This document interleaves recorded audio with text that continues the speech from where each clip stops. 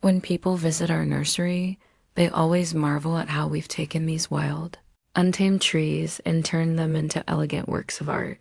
They ask me how long it took to grow these trees, from seeds and how much water and fertilizer it took.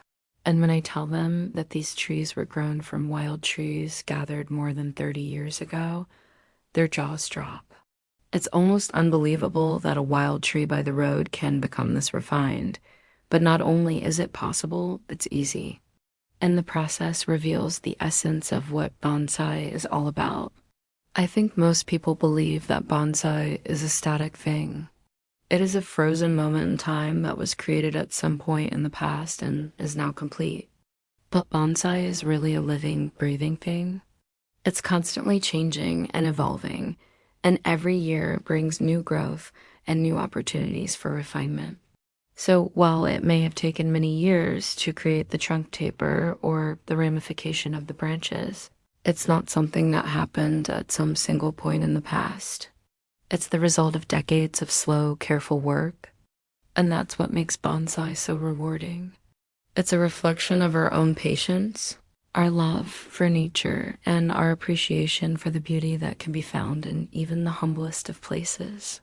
One of the most important things to remember about bonsai is that it's not just a static object.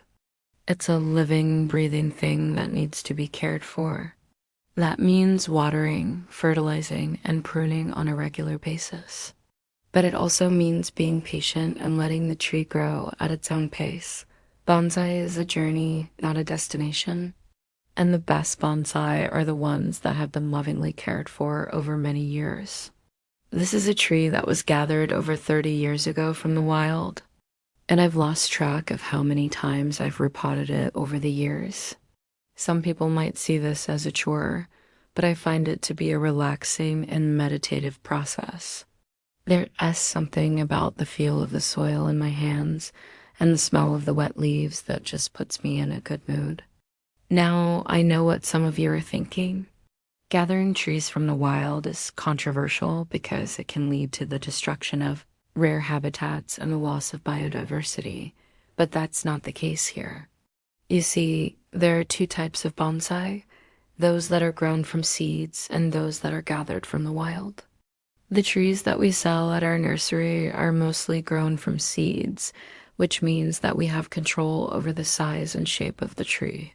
However, there are times when a tree that has been growing in the wild for decades is simply too beautiful to pass up. That is when we'll gather a tree from the wild and bring it back to the nursery to be enjoyed by our customers. Now, we only do this if the tree is large enough and healthy enough to thrive in a cultivated setting. We don't want to take any chances with the survival of these rare trees. Once we bring them back to the nursery, we give them the care they need to thrive, including regular watering, fertilizing, and pruning. In addition, we always make sure to get permission from the landowner before gathering a wild tree. We want to be good stewards of the environment and make sure that we're not causing any damage to the ecosystem.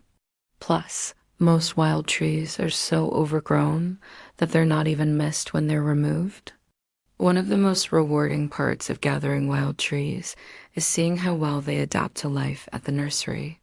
Many of the trees we've gathered have been growing in harsh conditions for decades, and yet they still manage to thrive.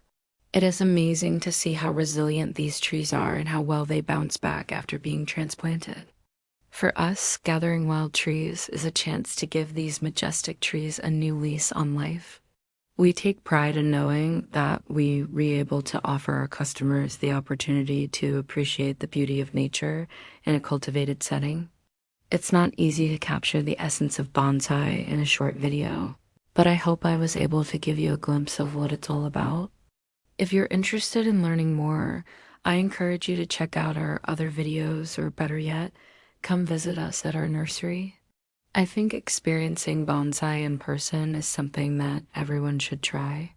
The tranquility and focus that bonsai requires is something that we could all use more of in our lives.